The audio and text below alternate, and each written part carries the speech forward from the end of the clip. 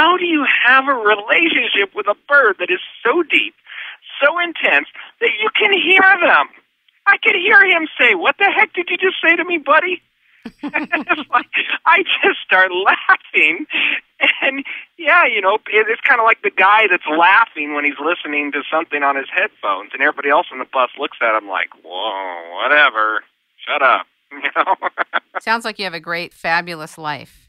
Have you ever read the book Jonathan Livingston Seagull? I haven't, believe it or not. I didn't even read the book Birdman of Las Vegas.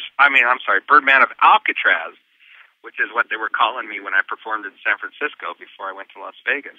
And I should have read it, because I could have, had some marketing value out of it or something. I'd say I was the Birdman of Alcatraz before the Birdman of Las Vegas. It was a very good work release program. So how do we find you? Do people come up and visit your sanctuary, or do they only go to the shows? Only to the shows.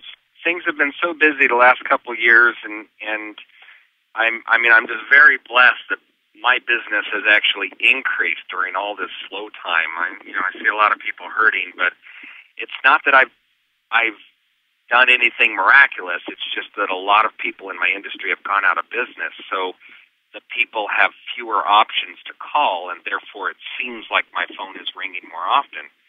But we do. I this year alone, I've gone from Oregon to L.A. to San Francisco to Cairo, back to L.A. to North Carolina, Iowa, next up Alaska, back to New Mexico, back to Cairo, back to Las Vegas, then to Orlando, then back to Cairo again, then to Chile, and then it's Christmas time. Wow. So I monitor my sanctuary with remote internet cameras. I have a very good staff that's there. We have constant daily talks, phone calls, reports, texts, all kinds of stuff. I have fantastic veterinarians in Las Vegas. I have my staff's taking care of the other shows, like in North Carolina, and I'm keeping in contact with them. And then I'm performing my show on stage. I've got extra birds with me that I'm training for the next show. I'm training birds for the Cairo show out here in Iowa. Fascinating. And it just, some people look at me, and people that have known me for 15, 20 years, they look at me and they go, "Oh, my gosh, I could never keep up with you." And I go, "What?" I'm just taking it as it comes. You just don't slow down. And you know what? Again, when you're in that constant state of awe, you don't run out of energy. Sit down and you turn on something like America's Got Talent, which is like the show of the entertainment industry, right? And you finally get an hour of TV before you fall asleep, and most people just go, "Oh, what a crazy day. I need a beer or a glass of wine. I need to relax," and whatever. For me, it's like, what a great day it was. I watched a cockatoo laugh.